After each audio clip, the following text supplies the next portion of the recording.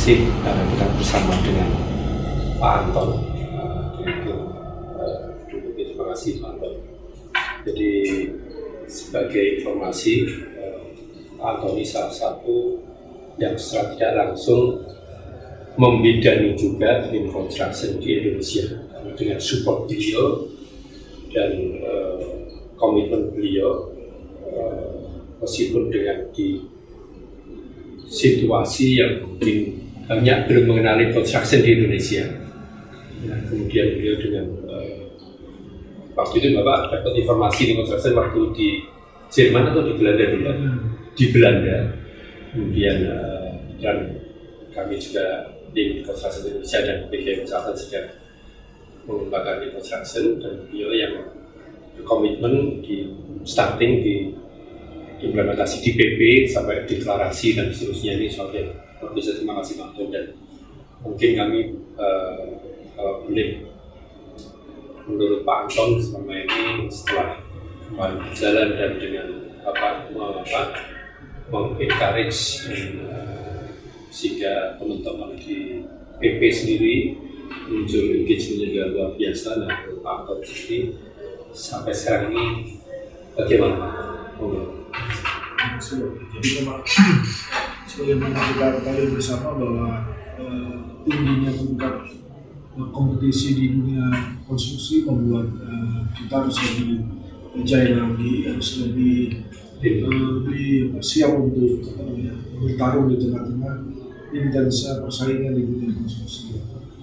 Ya, karena kita dibatasi juga oleh resources yang ada juga, salah satu yang menjadi faktor faktor kendala yang kita miliki. Memang di sini dirasakan pentingnya bagaimana implementasikan dan construction di dalam setiap aktivitas kegiatan di proyek kita yang ada. Ya, alhamdulillah sekarang setelah engagement itu berjalan hampir kurang lebih sekitar 3 tahun ya Pak. Sekarang ini teman-teman terutama di Direktorat Gedung di tempat saya bekerja sudah cukup memiliki satu spirit yang tinggi terkait dengan implementasi dan construction di setiap proyek yang mereka tangani. Sudah muncul kiannya Pak. Iya, dan sudah terlihat hasilnya juga. Jadi dalam waktu kurun 3 tahun, produk-produk gedung yang dihasilkan oleh PP di setiap proyek itu sekarang itu mendapatkan apresiasi yang sangat tinggi dari stakeholder-nya, even juga dari para pejabat tertinggi kita, dari Bapak Presiden kita, Bapak Jokowi Dodo juga memberikan apresiasi tinggi kepada kita, juga Pak Menteri PUPR juga memberikan apresiasi yang tinggi juga kepada kita, dinilai bahwa kita juga kualitasnya baik dan menjadi benchmark buat BUMN yang lain. Pertama itu dari sisi kualitas, kita juga sudah berhasil menumbuhkan satu pencapaian yang menurut saya luar biasa dibandingkan dengan 5 tahun sebelumnya, di mana kita banyak menghadapi permasalahan terkait dengan komplain, terkait dengan kualitas juga. Tapi dalam saat ini di 3 tahun belakangan kita sudah menunjukkan bahwa kita mampu menjadi yang terbaik untuk mencapai hasil kerja kita untuk proyek gedung terutama. Lalu juga yang kedua dari sisi komersialnya, dari sisi efisiensi yang didapat juga sudah cukup baik. Jadi konsistensi cost control dari proyek-proyek di teman-teman ini sangat terbantu dengan implementasi dan konstruksi. Sehingga hampir semua proyek-proyek kita itu masih dan menurut saya tetap on budget, tidak ada yang overrun, tidak ada yang budget overrun. Jadi kalau dibandingkan beberapa tahun yang lalu sebelum kita menerapkan lean construction, itu banyak sekali terjadinya over budget sehingga proyek yang diharapkan menjadi tulang punggung perusahaan untuk bisa memberikan kontribusi keuntungan malah menjadi memberikan permasalahan kepada perusahaan, memberikan liabilities kepada perusahaan. Dan adanya itu terlihat itu. Jadi sekarang itu menurut saya kinerja proyek-proyek di sektor gedung di PP itu malah dari sisi pencapaian kinerja efisiensi biayanya itu menurut saya jauh lebih baik. Lalu juga pencapaian target waktu pelaksanaan juga sudah tidak banyak yang konkret lagi dari pihak stakeholder, semuanya juga pada on schedule semua, jadi on budget, on schedule. Jadi itu merupakan satu hasil pencapaian yang dirasakan dengan adanya implementasi infrastruktur di PP terutama. Kira-kira gitu. Bagus sekali Pak, alhamdulillah Pak, artinya bisa masuk overrun budget, overrun schedule ya secara nyata ya. Nah kemudian tentu saja kan saya yakin Pak Anton sebagai termasuk salah satu pimpinan BUMN kemudian dalam rangka di dunia konstruksi, kemudian menurut Pak Anton apa yang bisa kita kembangkan juga sumbangsihkan untuk bukan hanya untuk DPP, kalau kita sudah DPP gedung ya sudah memberi dampak ya.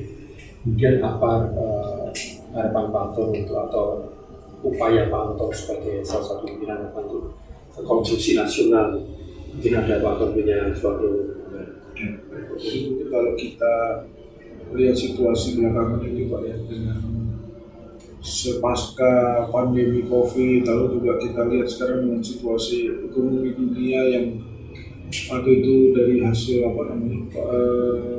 pesan yang disampaikan oleh Bapak Presiden kita, Bapak Jokowi Dodo, bahwa saat ini dunia sedang dalam ancaman krisis ekonomi, karena setelah pasca pandemi ternyata terjadi lagi kejadian yang tidak kita duga, yaitu perang antara Rusia dengan Ukraina gitu ya, yang menyedot semua resources ekonomi dunia sehingga menjadi berantakan semua tantangannya. Ini juga menurut saya memang kita harus bisa menyikapi pesan yang sudah disampaikan oleh pemimpin kita Pak Jokowi Dodo di situ, bahwa bagaimanapun ya kita harus sama-sama sudah siap-siap untuk mengantisipasi kejadian itu.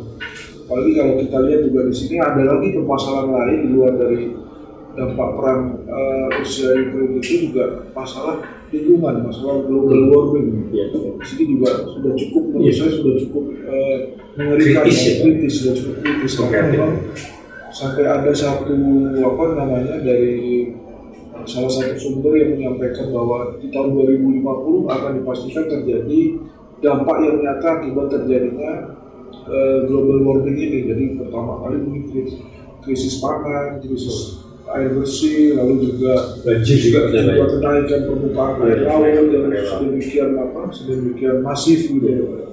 Ini harus kita sikapi. Nanti bagaimana menyikapi yang pas? Di sini kita dari sektor infrastruktur ya, bagaimana kita harus bisa betul-betul menyiapkan infrastruktur kita, terutama di negara kita itu untuk bisa mengantisipasi tersebut di kemudian hari. Misalnya krisis air bersih, krisis pangan, berarti kan kita harus siap-siap untuk bisa segera memiliki ketahanan pangan yang cukup tinggi. Lalu kita juga bisa menjaga resources air bersih kita yang kita miliki. Sebetulnya Indonesia ini kan secara alam itu sudah didukung, karena kita punya banyak pegunungan, kita juga iklimnya tropis dan curah hujannya juga cukup banyak. Cuman bagaimana curah hujan yang banyak itu bisa kita manfaatkan dengan baik, jadi kita tampung atau kita berikan satu space di mana air hujan itu tidak terbuang sia-sia ke laut.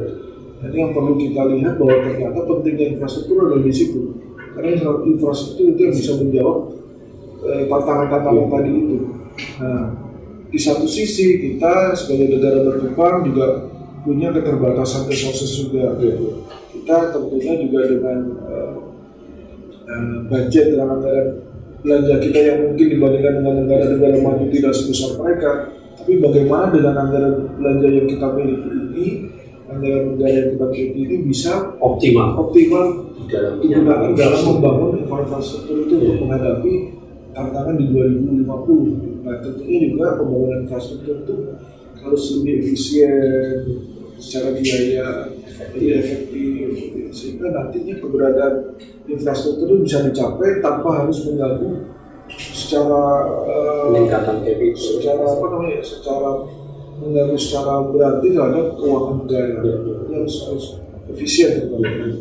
Disitulah kalau kita lihat bahwa pentingnya infrastruktur sekali lagi di situ sebagai dasar untuk bisa menciptakan satu bangunan infrastruktur yang efisien. Jadi dalam proses konstruksinya itu juga betul-betul harus ramping betul-betul, tidak ada pemborosan, tidak ada waste yang terbuang di sana, sehingga dengan anggaran pemerintah yang dimiliki betul-betul bisa menjadikan objek produk infrastruktur yang diharapkan.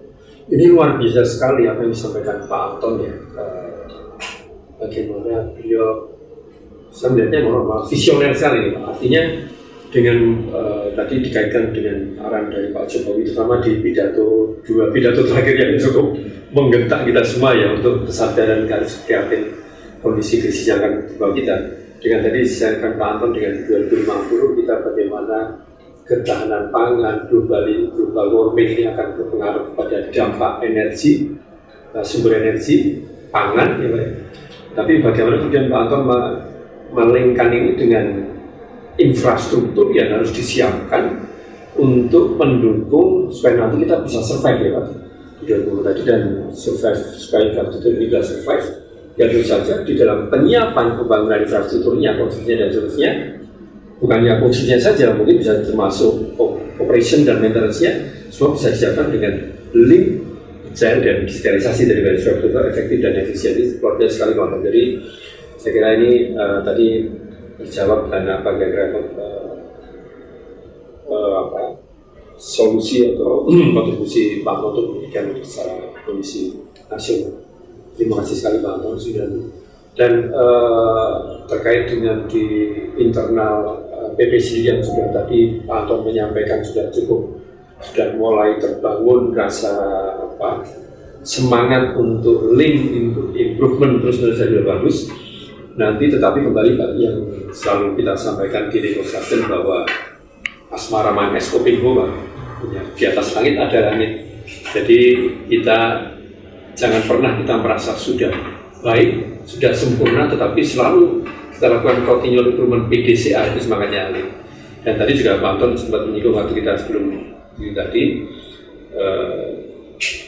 ada rencana untuk terus melakukan di internal Pak di PP Pak untuk peningkatan terus untuk in construction-nya. Iya pasti Pak. Jadi kita memang sekarang ini walaupun sudah cukup baik implementasinya, tapi kita juga perlu untuk melakukan tadi Pak Budi sampaikan itu, kita harus melakukan evaluasi dan menjaga supaya jangan sampai kita terlena dengan pencapaian. Jadi kita juga harus perlu mengevaluasi kembali diri kita seberapa dalam sih kita yang sudah kita lakukan selama ini. Jangan-jangan yang kita anggap sudah baik itu ternyata belum sebaik yang kita kira. Nah, ini harus ada satu parameter yang perlu harus kita dapatkan untuk mengukur itu, sehingga memang diperlukan lagi nantinya saya perlu support dari Pak Budi terkait dengan assessment tersebut. Luar biasa sekali Pak, ini salah satu kunci keberhasilan juga persis seperti yang disampaikan Pak Anton. Jadi jangan sampai kita masuk kuadran tidak tahu, dirinya tidak tahu atau tidak tahu ada hal yang perlu diimprove, itu Pak ya. Harus masuk kuadran, ada 4 kuadran. Tidak tahu, dirinya tidak tahu atau tidak tahu ada yang perlu diimprove, masuk kuadran, tahu ada hal yang perlu diimprove. Nah ini adalah semangatnya Kaizen sebenarnya. Kaizen itu dari kata kau dan zen, berubah ke arah yang baik. Nah ini terima kasih Pak. Jadi ini semangat ini yang harapannya terus dan ternyata sudah Pak Anton juga visioner kembangkan ke sana. Nanti siapa? Nanti kita insya Allah dengan arahan Pak Anton kita juga di Lean Construction Institute Indonesia dan di PT Consultant mengembangkan Lean Construction Maturity Assessment. Ini adalah suatu potret untuk melihat perusahaan itu ada di mana. Nah, yang poin yang penting Pak Anton di dalam kita melakukan Lean Construction Maturity Assessment ini mungkin karena kalau di PP sudah mulai menerapkan, mungkin di perusahaan lain ada yang belum menerapkan ya, tapi saat di hasil asesmennya itu mungkin rendah, justru jangan melihat, aduh kok nilainya kecil, tapi justru nilainya kecil dari skala 1 sampai 100 gitu ya, misalnya nilainya 10 atau 15, justru kita melihatnya ada 85% opportunity for improvement. Nah itu yang bisa mengembangkan. Baik, terima kasih Pak Anton karena harus rapat meeting dengan lagi. Terima kasih untuk waktu yang luar biasa ini, pencerahan kepada kami juga, dan harapannya insya Allah bisa bermanfaat untuk konstruksi nasional ya Pak. Dan kita membangun bangsa kita menjadi negara yang kita sudah masuk negara maju Pak ya, sudah mulai insya Allah kita semakin memberi kontribusi, kita menjadi apa yang bisa kita lakukan dari hal kecil bisa membuat negara kita semakin kuat dan dalam hal infrastruktur dan dalam hal konsumsi. Baik, Pak Anton, terima kasih banyak untuk waktunya pagi ini. Terima kasih. Ya.